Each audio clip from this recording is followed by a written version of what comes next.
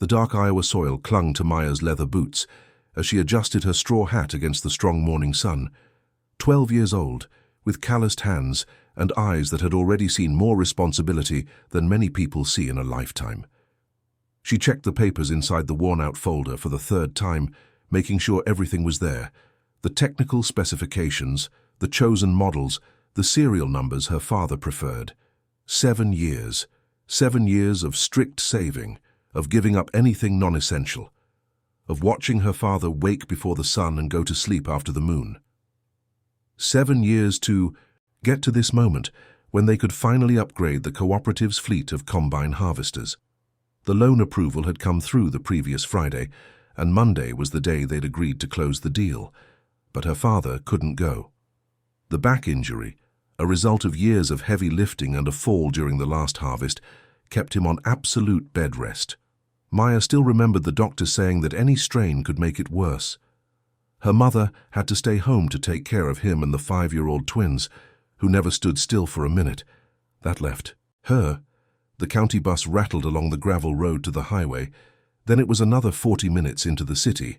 Maya used the ride to mentally review every specification: a 400-horsepower engine, an extended capacity fuel tank, a reinforced hydraulic system, a cab with air conditioning and pneumatic suspension.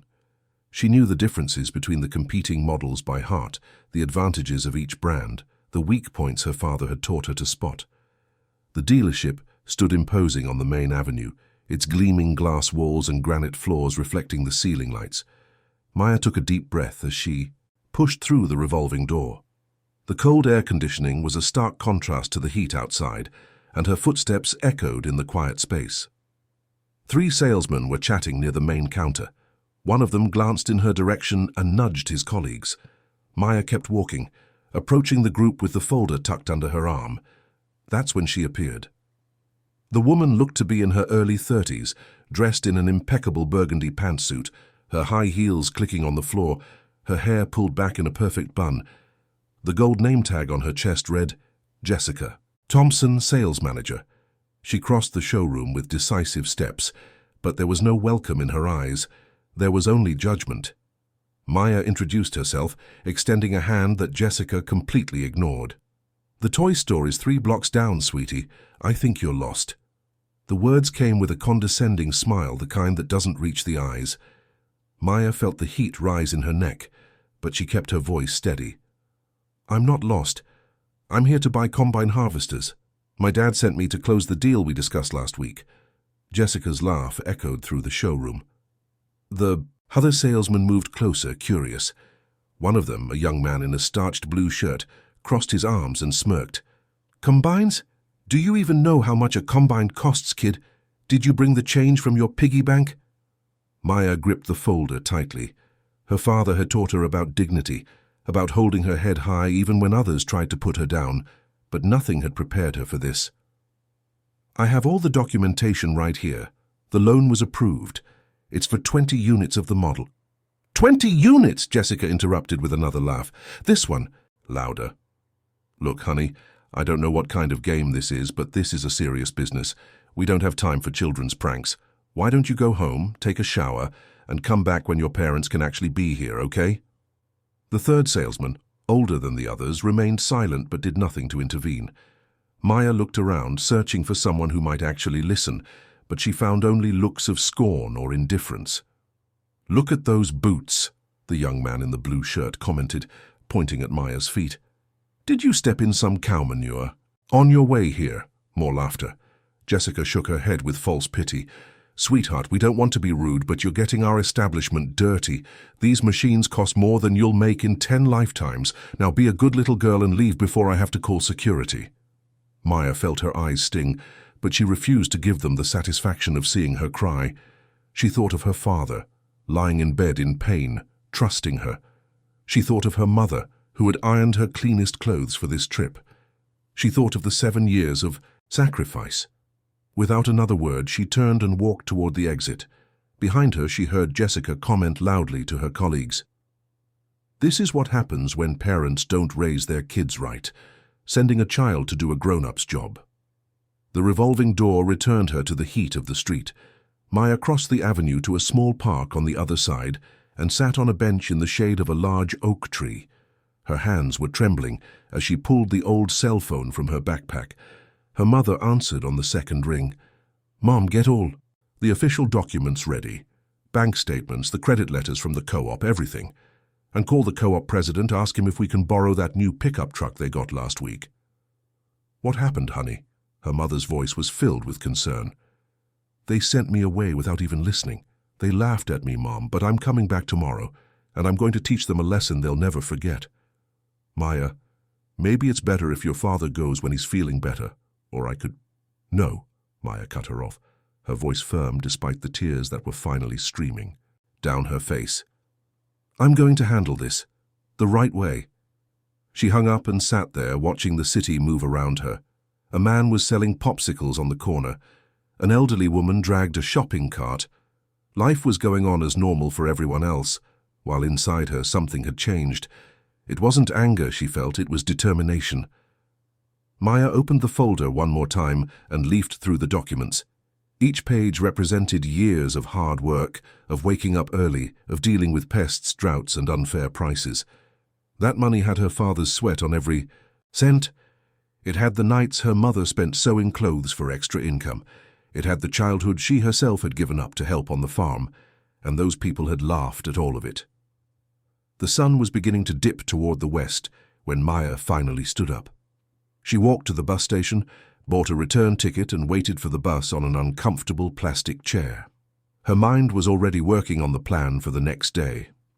It was already dark when she arrived back at the farm. Her father was sitting on the porch, defying the doctor's orders, with a glass of lemonade in his hands. His face lit up when he saw her, but he quickly realized something was wrong. It didn't work out. Maya walked up the porch steps and sat beside him. She told him everything, from her arrival to the humiliation. Her father listened in silence, his jaw growing tighter and tighter. When she finished, he let out a long sigh. "We should just go somewhere else then. Find another dealer." "No, Dad." Maya took his calloused hand. "Tomorrow I'm going back, but I'm going back different. I'm going back to show them who we really are." And so, under the starry country sky, a 12-year-old girl laid out her plan for revenge. Not a revenge of hatred, but of justice. Not of violence, but of reclaimed dignity. The alarm went off at 5 a.m., but Maya had been awake for an hour. She had spent the night tossing and turning, mentally rehearsing every word, every gesture. Anxiety was mixed with a determination she had never felt before.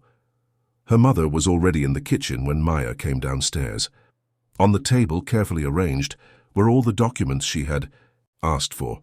Bank statements showing 7 years of savings, letters of credit from the Golden Prairie Agricultural Cooperative with the official letterhead and notarized signatures, proof of land ownership, certificates of good standing, everything that proved on stamped and official paper that this family not only had the means, but excellent means, to buy an entire fleet of machines. Maya picked up each document, checking them one by one. Her mother watched in silence, pouring fresh coffee. "Are you sure about this, honey? You don't have to prove anything to those people." Maya looked up, and her mother saw something. That surprised her. It wasn't childish stubbornness. It was the same expression her husband had when he made important decisions about the harvest. "It's not about proving, Mom. It's about teaching. If I let this go, they'll just keep doing it to other people, to other farmers who show up in their work clothes, to people who deserve respect but don't have anyone to stand up for them." Her mother nodded slowly, recognizing her daughter's premature wisdom. She poured the coffee and sat down beside her. "Your father asked me to give you this." She held out a brown leather briefcase, new, still smelling of the store. It wasn't luxurious, but it was elegant and professional. Maya ran her fingers over the smooth surface. "He bought it last year, thinking he'd use it for the big co-op meetings. He said that today you're representing the family, so you need the right tools." Maya hugged her mother, taking in the familiar scent of lavender and soap. Then she went upstairs to her room to get ready. Her wardrobe was simple. She had her school clothes, her farm clothes, and one single nice outfit bought for her cousin's wedding last year. Black dress pants, a white button-down shirt, and a navy blue blazer her mother had tailored to fit her better. Maya took a long shower, washed her hair, and combed it carefully, pulling it back into a low, elegant ponytail. She put on the white sneakers she only wore to church on Sundays. She looked at herself in the mirror and almost didn't recognize herself. She looked older, more serious, but something was missing. She went back to her dresser and picked up the only accessory she owned, a pair of small silver earrings her grandmother had given her before she passed away. She put them on and took a deep breath. She was ready. Outside, the roar of a powerful engine announced the arrival of the co-op president. Walt Henderson was a man in his 60s, with a prominent belly and a generous heart. He had built the cooperative from the ground up, bringing small farmers together so they would have negotiating power. When Maya's mother called to explain the situation, he hadn't hesitated. The truck that pulled up in front of the house was a brand new pickup, bought by the co-op the month before for official events and representation. Chrome, gleaming with the discreet co-op logo on the door. Walt got out and waved. "Morning, Maya. I'm your driver for the day." Maya came down with the leather briefcase in her hands. Her father was on the porch, still having trouble standing, but he made a point of coming down the steps slowly. He hugged his daughter tightly. "Remember what I always taught you. You don't beg for respect, you earn it. But you also don't lose your class, no matter what other people do." "I know, Dad. And remember, you're not alone. You're representing 240 families. From the co-op, every single one of them is counting on you today." Maya swallowed hard. She hadn't thought of it that way. Walt put a hand on her shoulder. "Your dad's right. But relax, kid. You were born for this. I saw you negotiate the price of fertilizer with a middleman when you were 10. You know what you're doing." The drive to the city seemed shorter than the day before. Maya sat in the back seat, reviewing the documents one last time. Walt drove in silence, respecting her concentration. Only when they turned onto the main avenue did he speak. "Just one thing, Maya. Today you get to choose. You can close the deal with them, or you can just teach them the lesson and walk away. Whatever you decide, the co-op has your back." Maya looked out the window, watching the dealership approach. The morning sun made the glass shine even brighter. She already knew exactly what she was going to do. "I already bought the machines, Walt." "What do you mean?" "Yesterday, after I left there, I didn't go straight to the bus station. I went to the competing dealership on the other side of town. I walked in the same way in the same dirty clothes. A salesman named Robert helped me. He offered me water, pulled up a chair, and listened to everything I had to say. I closed a deal for 20 combines. They'll be delivered next month." Walt almost slammed on the brakes in the middle of the street. He looked in the rearview mirror, his eyes wide. You closed the deal yesterday? By yourself?" Robert called his manager, explained the situation. The manager came down, shook my hand, checked the documents, and approved it on the spot. They gave us a 10% discount for paying the financed amount in full up front. I signed as the co-op's legal representative, using the power of attorney you gave my dad last year." Walt started to laugh, a deep, belly-shaking laugh. "Smart girl. So today, we're just going to—" "Just teach a lesson," Maya finished, and for the first time in 2 days, she smiled. It wasn't a happy smile, but it was a just one. The pickup truck parked right in front of the dealership's main entrance. Walt walked around and opened the door for Maya, just as a professional driver would. She stepped out holding the leather briefcase, her posture straight, her chin held high. 2 salesmen who were smoking by the entrance threw their cigarettes on the ground and rushed inside. Maya knew exactly what they were doing, warning everyone that an important client had arrived. Walt stayed outside, leaning against the truck with his arms crossed. He gave her a nod of encouragement. Maya pushed through the revolving door and walked in. The showroom was exactly the same as the day before. The same mirrored floor, the same cold air conditioning, the same farm equipment displayed like trophies. But this time the reception was completely different. Jessica Thompson appeared, almost running from the back of the store, her high heels clattering hastily on the granite. A smile was plastered on her face, but it was different from the condescending one from the day before. This was the smile of someone who sees $1 million commission walking in. Good morning. Welcome, welcome. Please, right this way. Maya said nothing. She just followed Jessica to a glass-walled conference room on the second floor, overlooking the main showroom. The manager pulled out a cushioned chair, offered coffee, water, juice. Maya accepted. Only a glass of water. So what can we do for you today? Maya placed the briefcase on the glass table and opened it with calm, deliberate movements. She took out the documents and organized them into separate piles. Jessica watched with gleaming eyes, already imagining the numbers. I need 20 combine harvesters. The silence that followed was broken only by the sound of papers being arranged on the table. Jessica blinked twice, as if she needed to process the information. 20 combines, the sale of the year, maybe the decade. 20 units.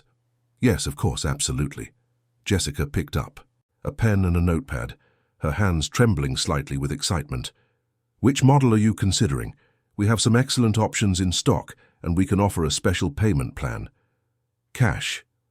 Maya said the word with the same tranquility she would use to say good morning, but the effect was devastating.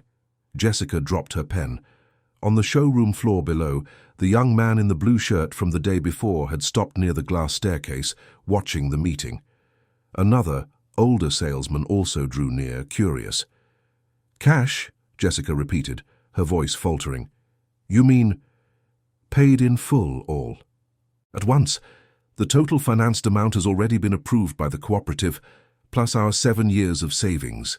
Here are the bank statements. Maya slid the first documents across the table. Jessica picked them up with trembling hands. Her eyes scanned the lines, the numbers, the balances. They were staggering amounts that confirmed that the young woman sitting across from her represented millions of dollars in business. This is wonderful. Jessica tried to maintain her professionalism, but the emotion was leaking into her voice. I'll need to call our commercial director to approve a sale of this size. It's standard procedure. Do you mind waiting a few minutes? Take your time. Maya took a sip of water and leaned back in her chair, watching the activity below. Salesmen showed tractors to customers. Administrative staff crossed the floor with clipboards. Everything seemed normal, routine, but in that room, something was about to happen that no one would ever forget. Jessica returned in less than 5 minutes, accompanied by a man in a grey suit with neatly combed grey hair and glasses. He extended his hand before he was even fully in the room. Good morning, I'm Mark Davis, the commercial director. It's a great pleasure to have you here. Jessica explained your interest in the combines. It's a significant purchase, and we're very honored. He sat down next to Jessica and began to look through the documents Maya had presented. With each page, his eyebrows rose a little higher. When he got to the letters of credit from the cooperative, he let out a low whistle. Golden Prairie Agricultural Cooperative. I know your reputation. Serious work. Payments always on time. That makes our negotiation much easier. Maya watched them both in silence.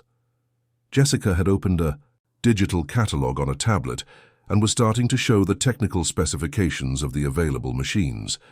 The director talked about delivery times, extended warranties, maintenance packages. It was when he picked up the proof of land ownership to check the address that his expression changed. His eyes narrowed behind his glasses. He read it once, then read it again. He looked at Maya, then at the document, then back at Maya. Clear Creek Farms, County Road 3, mile marker 12, is that the correct address? Yes. And you are... He picked up another document, the one identifying the legal representative. Maya Callahan, 12 years old, daughter of Jack Callahan. The blood drained from Jessica's face. Maya saw the exact moment the memory ignited in the manager's eyes. The woman turned pale, her mouth slightly open, the tablet almost slipping from her hands. You were here yesterday.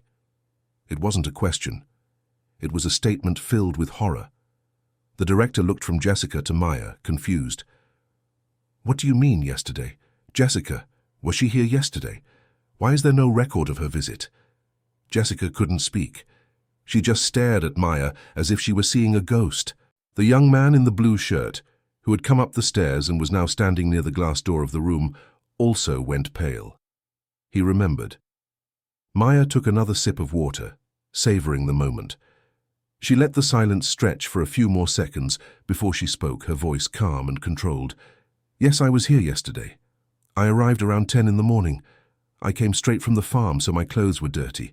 My boots had dark soil on them. My hair was a mess under a straw hat. Jessica closed her eyes, as if she could erase what was coming. But Maya continued, each word measured and precise. I walked into this dealership with the same folder my father prepared, with the same documents that are on this table right now. I came to do exactly what I'm doing today, buy 20 combines for the cooperative, but yesterday I wasn't welcomed. I was humiliated. Mark straightened in his chair, his face growing more serious. Jessica tried to explain, the words stumbling over each other.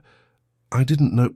I mean, you looked poor, Maya finished, her voice still serene but loaded with meaning. Dirty? Too young to be here. You told me the toy store was 3 blocks down. You told me I should go home, take a shower, and come back when my parents could be here. Mark turned to Jessica with an expression that mixed disbelief and restrained fury. The manager tried to shrink into her chair, tears already beginning to form. Your colleague over there, Maya pointed to the young man in the blue shirt watching from the door. He laughed at my clothes. He asked if I had stepped in cow manure on my way here. He suggested I had brought change from my piggy bank to pay. The young man took a step back, wishing he could disappear, but it was too late. Other employees were starting to gather in the hallway, drawn by the drama unfolding in the glass-walled room. Maya opened another section of her briefcase and took out a business card. She placed it on the table in front of Mark. The director picked up the card, read it, and closed his eyes for a long moment. Midwest Ag Solutions, their biggest competitor in the region. Yesterday, after I left here, I went to that dealership. I walked in the same way I walked in here, with the same dirty clothes, the same dusty boots, the same straw hat. Do you know how I was treated? No one answered. Maya continued. A salesman named Robert asked if I needed help. He offered me a glass of water. He pulled up a chair for me to sit down. He listened to what I had to say. When I explained that I was representing my father and the cooperative, he didn't laugh. He didn't doubt me. He called his manager, explained the situation, and in 2 hours, the deal was closed. Jessica put a hand over her mouth, stifling a sob. Mark had closed the tablet's catalogue and was now staring at the table, his jaw tight. 20 combines, premium model, paid in full. A 10% discount for the single payment. A 5-year extended warranty included. A full package of preventive maintenance. The machines will be delivered the first week of next month. Maya took back the business card and put it away in her briefcase. Then she organized all the documents in order, with slow, deliberate movements. Every second of silence weighed like lead on Jessica's shoulders. I didn't come back here today to buy anything, I made that clear. I came back so you would know what you lost. So you would understand that the dirty little girl you kicked out yesterday had more money in her folder than many of the clients you see in an entire year. Mark finally found his voice, though it came out hoarse. Maya, on behalf of the dealership, I want to offer my deepest apologies for what happened. This does not represent our values. This is not who we are. Maya looked directly at him. Maya looked, and the man saw a maturity in that girl's eyes that unsettled him. With all due respect, Mr. Davis, this is exactly who you are, or at least it's who your team is when you're not looking. The problem wasn't a lack of money, it was a lack of respect. And respect isn't something you only give to people who are well-dressed or arrive in an expensive car. Maya closed the leather briefcase with a sharp snap that echoed through the room. She stood up from her chair with calm, unhurried movements. Jessica remained seated, her face buried in her hands, her shoulders shaking. The young man in the blue shirt had disappeared from the hallway. Only Mark remained, standing now, his hands resting on the table as if for support. Please, sit for another moment. His voice was tired, defeated. I understand your position. I understand the damage is done. But at least allow me to try to correct some of this. Maya hesitated. She looked through the glass window and saw Walt down below, leaning against the pickup, giving her a thumbs up. She sat back down but kept the briefcase on her lap, making it clear she wouldn't. "They'll be staying long." Mark pulled his chair closer, ignoring Jessica, who was crying silently beside him. "My father started this dealership 30 years ago.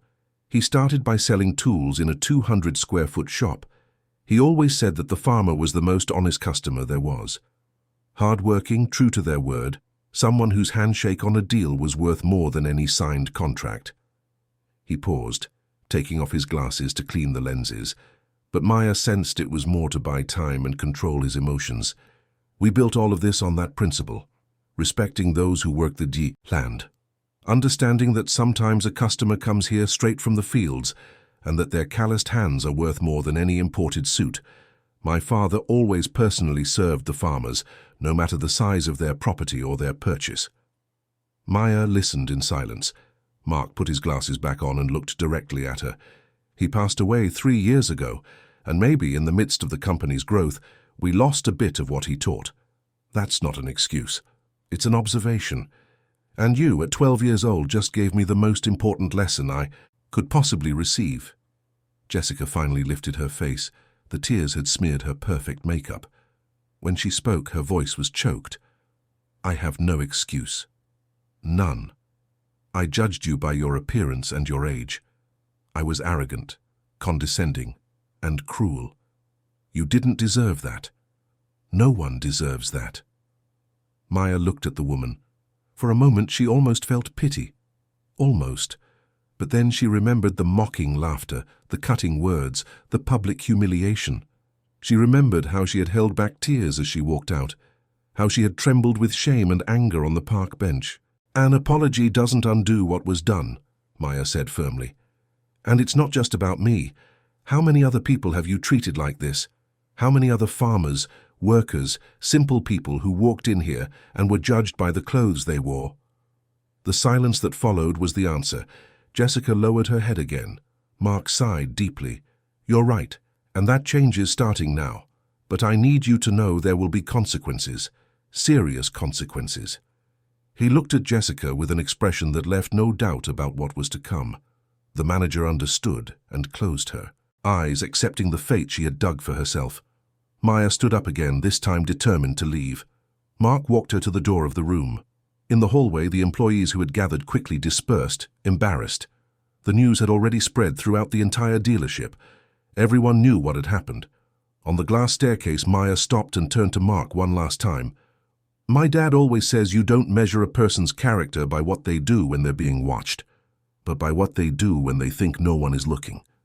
Yesterday when I walked in, here you showed who you were when you thought it didn't matter. Today, well-dressed and in a nice truck, you showed who you are when you think it does matter. Think about that." She walked down the stairs without looking back. The main showroom was completely silent. All the salesmen, all the employees, all the customers who were being helped, everyone was looking at the 12-year-old girl who had just taught an entire company a lesson in dignity. Walt opened the truck door as he saw her approach. Maya got in, placed the briefcase on the seat beside her, and took a deep breath. Only then, in the safety of that space, did she allow her shoulders to relax. "So?" Walt asked, starting the engine. "Mission accomplished." He smiled and put the truck in drive. The pickup pulled away from the dealership, leaving behind a trail of lessons that no one there would soon forget. On the way back, Maya watched out the window as the city landscape gave way to open fields. Walt turned on the radio, and a soft country song started to play. After a few minutes, he broke the silence.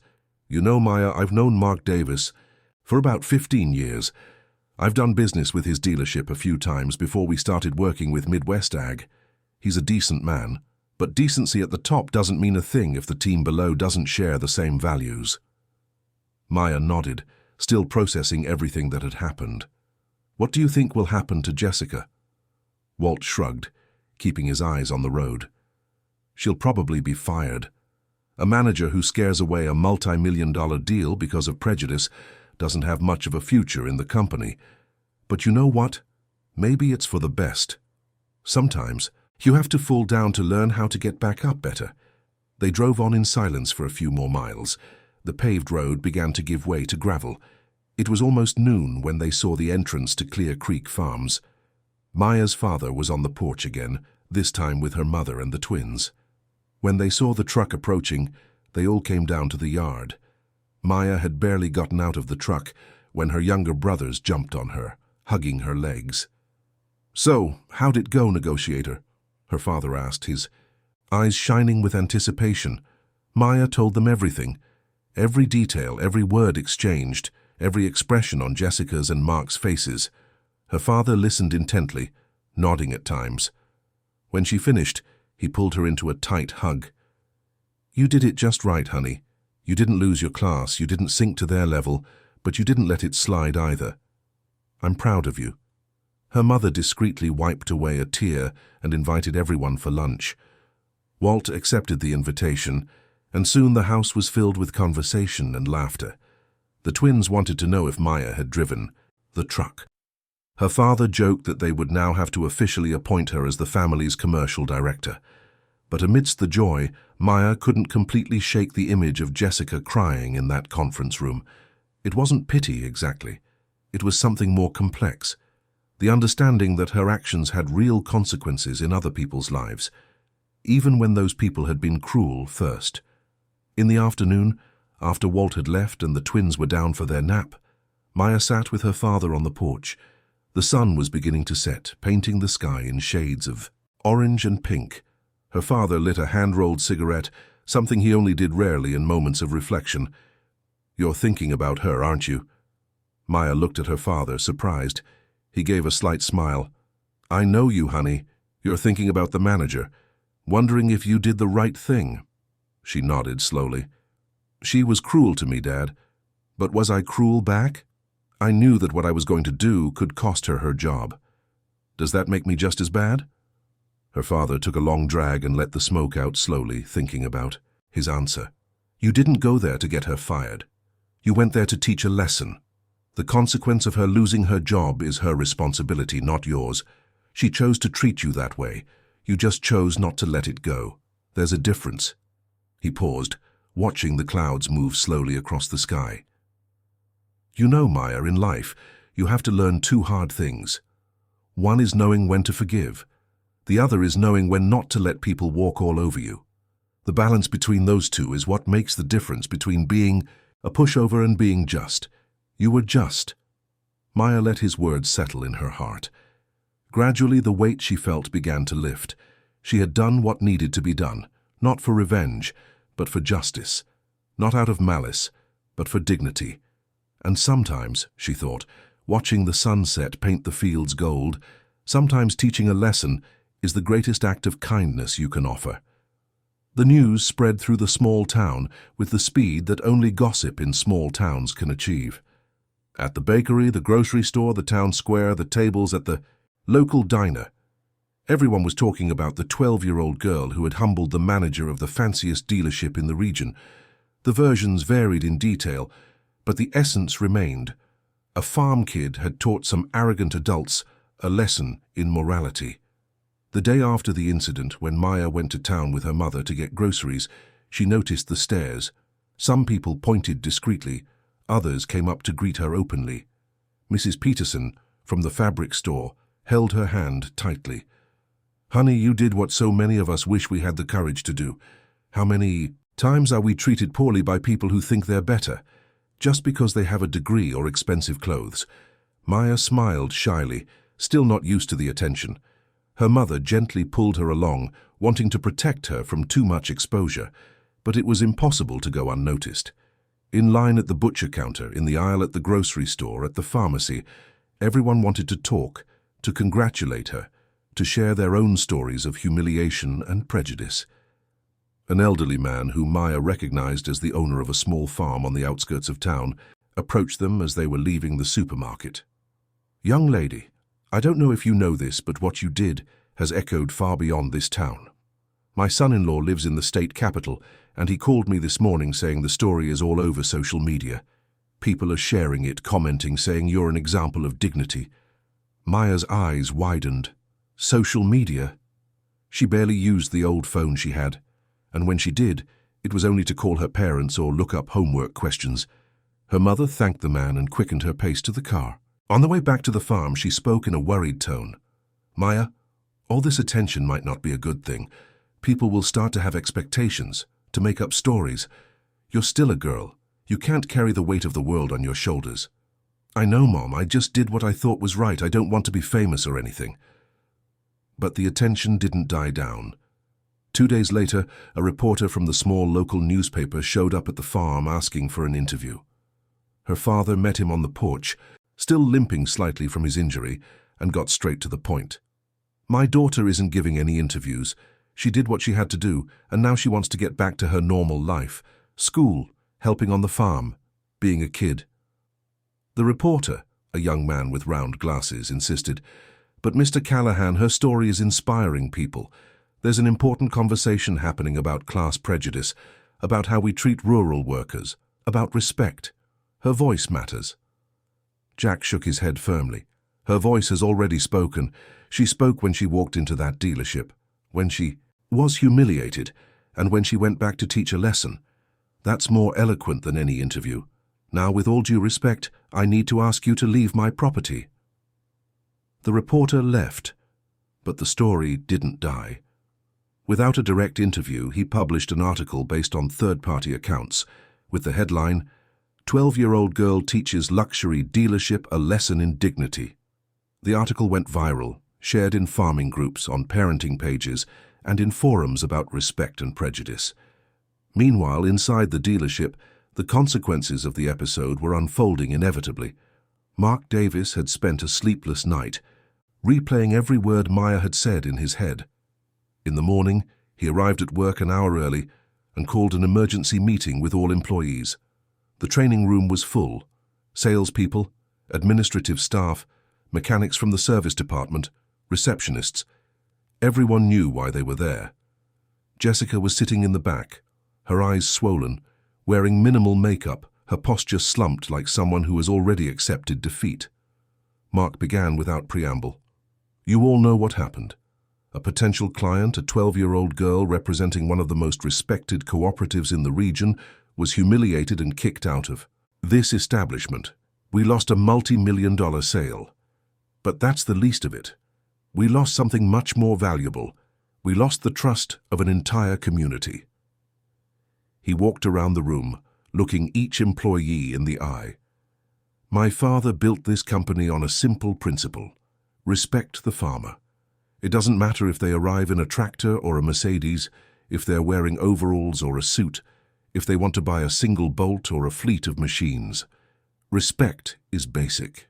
It's the minimum, and we failed." The young man in the blue shirt, whose name was Philip, shifted uncomfortably in his chair. Mark stopped in front of him. "Philip, you laughed at the girl's clothes. You made a joke about her stepping in manure. You thought it was funny to humiliate a 12-year-old child who came here to do a serious job. I didn't think—" "Exactly, you didn't think. You didn't think that child might have more responsibility on her shoulders than you have in your entire life. You didn't think she was there representing 240 families. You didn't think she might have more money in her folder than you'll see. In years of commissions." Philip lowered his head, his face red with shame. Mark turned to Jessica. "And you, Jessica, you're a manager. You're supposed to set the example. But you were the one who led the humiliation. You were the one who told a customer to go home and take a shower. You were the one who laughed the loudest." Jessica started crying again, but this time no one felt any pity. Her own colleagues looked at her with a mixture of anger and contempt. She had embarrassed all of them. Mark returned to the front of the room. "I'm implementing immediate changes.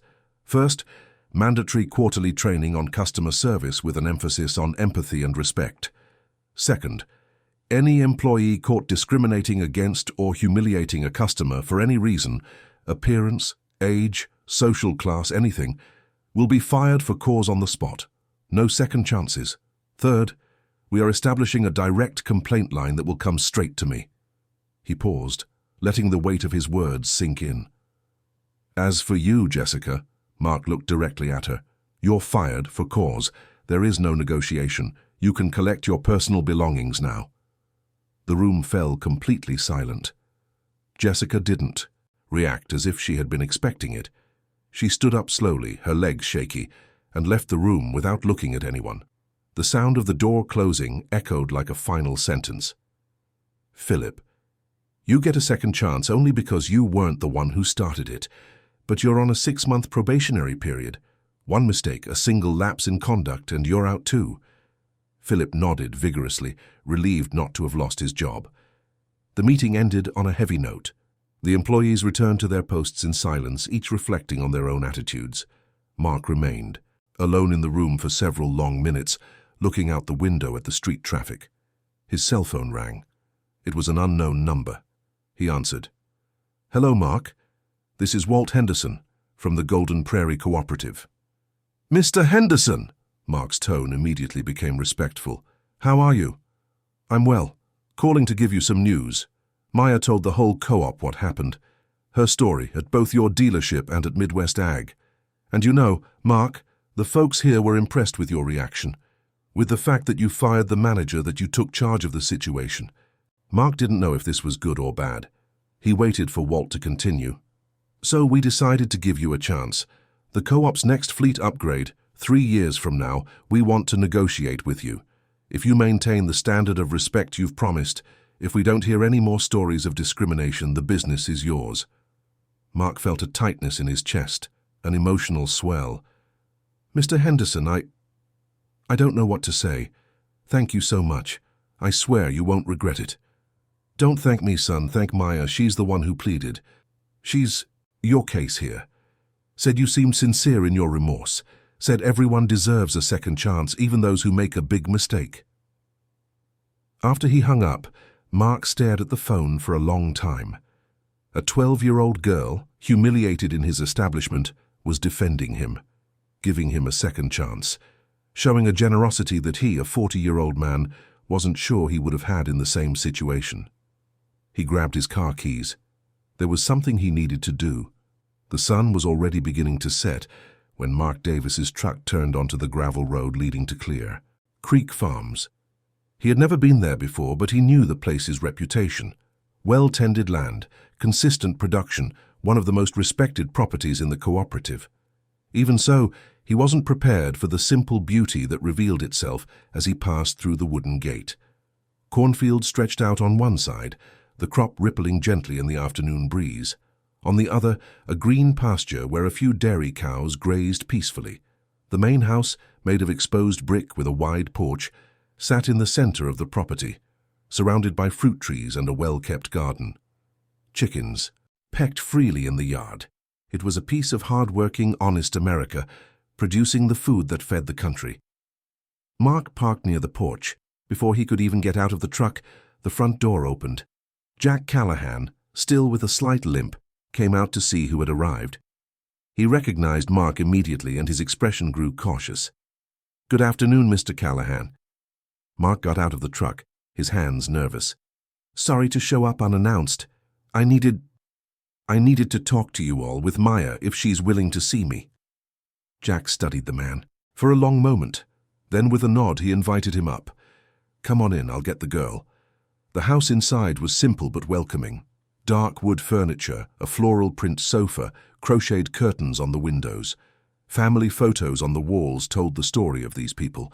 Weddings, baptisms, bountiful harvests. A surprisingly large bookshelf took up an entire wall of the living room. Maya appeared from the hallway, still in her work clothes, her hair pulled back in a practical ponytail. She stopped when she saw Mark, but she showed no surprise or anger. She just waited. Maya's mother appeared behind her, wiping her hands on a dish towel. The twins peeked curiously from the kitchen doorway. It was clearly an important moment, and everyone in the family felt it. "Maya, this is Mr. Davis from the dealership." Jack made the formal introductions. "He'd like to speak with you if you're up for it." Maya nodded and sat on the sofa. Mark remained standing, uncomfortable, turning a baseball cap in his hands. Jack and his wife sat down as well, making it clear they weren't leaving. Whatever he had to say would be said in front of the whole family. "Maya, Mark started and stopped, searching for the right words. "I came here in person to apologize, not as the owner of the dealership, but as a human being. What happened to you in my establishment was unacceptable, unforgivable. and the ultimate responsibility is mine." Maya watched him in silence, her eyes attentive. "I fired Jessica this morning. For cause. I also put Philip on probation. I've implemented new training and conduct policies. But I know that doesn't erase what you felt, the humiliation you went through." He finally sat in the armchair Jack had indicated, the cap still turning between his fingers. "My father started that dealership selling tools in a rented room. He grew up on a farm, the son of sharecroppers. He knew what it was like to be looked down on. When he became successful, he swore he would never treat anyone the way he had been treated. He built the business on respect. And I let that slip away. I got so focused on growing, on selling more, on opening new branches, that I didn't notice when the soul of it started to die." His voice cracked. Maya saw a man who was genuinely devastated, not by the loss of money, but by the loss of something far more valuable. "You taught me a lesson I will never forget. A 12-year-old girl taught me what I should have learned from my father, and the most incredible part is that even after everything, you still spoke up for me to Walt Henderson. You still gave me a second chance that I don't know if I deserve." Maya finally spoke, her voice calm and measured. "Mr. Davis, I didn't speak up for you out of kindness. I spoke up because I saw something. In our meeting, I saw that you were genuinely shocked, genuinely ashamed, and my dad always taught me that you measure people not just by the mistakes they make, but by what they do after they make them." Jack nodded in approval. Maya's mother discreetly wiped away a tear. "But you need to understand something." Maya leaned forward, her eyes fixed on Mark's. "What happened to me wasn't an isolated incident. It happens every day, to all kinds of people. Workers who go into stores and are followed like they're thieves, farm women who are mistreated in hospitals, honest men who are treated like they're less because they have dirt under their fingernails. If you really want to change, it can't just be in your dealership. It has to be a real change, one that spreads." Mark listened to every word as if it was scripture. "I understand, and I'm going to do it. Not just in my company, but I'm going to talk to other business owners. I'm going to tell your story wherever they'll let me. I'm going to make sure your example isn't forgotten." He stood up, extending his hand. This time Maya shook it. A firm handshake as equals between two human beings who mutually respected each other. Before leaving, Mark turned at the door. "One last thing. The 20 combines you bought from Midwest Ag? When they need maintenance, parts, anything at all, my service department is at your disposal. No charge. For the next 5 years. It's the least I can do." Maya looked at her father, who nodded. It was a generous offer, and to refuse it would be arrogant. "I accept. But not because you owe it to us. I accept because this is how you build bridges, and a good bridge works for both sides." Mark smiled for the first time since he had arrived. A child was teaching him about forgiveness, about second chances, about how to be a better human being. He got into his truck and waved as he drove away, taking with him lessons that would transform not only his business, but his entire life. That night, the Callahan family had dinner together at the large kitchen table. Fried chicken her mum had made, with mashed potatoes and green beans from their own garden. The twins chatted about their day at school. Jack told jokes that made everyone laugh. Maya helped her mother serve, and in that moment of absolute simplicity, she understood something profound. It wasn't the 20 combines that mattered. It wasn't the money saved over 7 years. It wasn't even the lesson she had taught. What mattered was right there at that table: family, dignity, values that couldn't be bought or sold. True wealth wasn't measured in acres or farm machinery. It was measured in self-respect, in integrity, in knowing who you are, regardless of how others see you. After dinner, she went out to the porch with her father. The night was clear, stars dotting the sky like diamonds scattered on black velvet. Her father lit his hand-rolled cigarette, and they stood there in comfortable silence, listening to the chorus of cicadas and the distant barking of the neighbors' dogs. "You've grown up too fast these last few days," Jack said quietly. "You had to learn things that even adults don't fully understand." Maya rested her head on his shoulder. "You always say the farm teaches you, that the land doesn't lie, doesn't pretend, doesn't cheat. I think I learned that. I learned that we have to be like the land, honest, firm, and always ready to bear good fruit when treated right. Jack kissed the top of his daughter's head, his heart tight with pride and love. You're special, Maya. Not because of what you did at that dealership, but because you have something a lot of people lose along the way. You know who you are, and no one can ever take that away from you. The months followed their natural course. The 20 combines arrived as promised, gleaming, powerful, smelling new. The cooperative organized an event to welcome them, with colorful banners and emotional speeches. Maya was called up to the makeshift stage and received a plaque of recognition. She accepted it with humility, gave a quick thank you, and returned to the anonymity she preferred. The harvest that year was a record breaker. The combination of modern machinery, hard work, and a well-timed rainy season resulted in a yield that surpassed all expectations. The cooperative prospered. Families paid off old debts, renovated their homes, bought new equipment. The 7 years of saving and the investment in technology had been worth every penny. Jessica, the former manager, tried to start over in town, but the story had marked her deeply. No, one wanted to hire someone known for humiliating customers. After 3 months of unemployment, she moved to a bigger city where no one knew her past. It's said that she now works in a call center, serving customers over the phone where no one can judge anyone by their appearance. They also say she has never been arrogant to anyone again, that the incident had broken something inside her and rebuilt it better. Philip, the salesman who had laughed along, remained at the dealership, but he changed completely.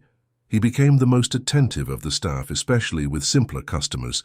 He had learned his lesson, and unlike Jessica, he was lucky enough to learn it without losing his job. Mark Davis's dealership underwent a profound transformation. Empathy training became mandatory and constant.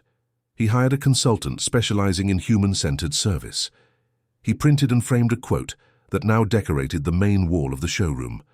Respect has no price, but the lack of it costs everything. The quote was unsigned, but everyone knew it was a silent tribute to Maya. 3 years later, as promised, the cooperative did business with Mark again. This time it was for 15 new combines, negotiated directly with Walt Henderson, but with Maya present at the meeting as an observer. She was 15 now, a sophomore in high school, and was already talking about studying agricultural science at the university. But she was still the same, humble, hard-working, with her feet planted firmly in the dark soil that had raised her. The night the second purchase was finalized, Maya returned home to find her father on the porch, in the same spot as always. He no longer limped. The injury had healed completely. She sat down beside him. "Dad, Mark thanked me again today. He said I saved his company, that after what happened he changed everything and business got better because their reputation improved." Jack took a slow drag from his cigarette. "And what do you think about that?" Maya thought before answering. "I don't think I saved anything. I think I just uncovered what was already there. His character was always good. It was just buried under other things. Sometimes we just need a shock to remember who we really are." "The wisdom of a 20-year-old in a 15-year-old girl," Jack smiled. "The land really does teach you." They stayed there late, father and daughter, watching the stars and listening to the farm breathe around them. And in that silence, filled only by the sounds of the night, they both understood the same truth. That dignity isn't lost when others try to take it from you. It's only lost when you abandon it yourself.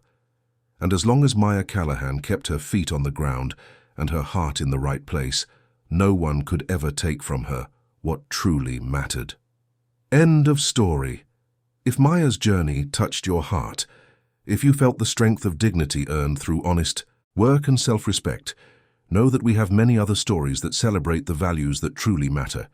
Stories of simple people doing extraordinary things, of lessons learned in the field of life, of second chances and well-deserved redemptions. Leave a like if you believe that respect is something everyone deserves, regardless of the clothes they wear or the car they drive. Subscribe to the channel so you don't miss the next stories that will move, teach, and inspire you. And in the comments, tell us, have you ever been in a similar situation? How did you react? Your story might inspire others too. Because in the end, we are all part of the same earth, and good earth bears good fruit when it's cultivated with respect, hard work, and love. Until the next story.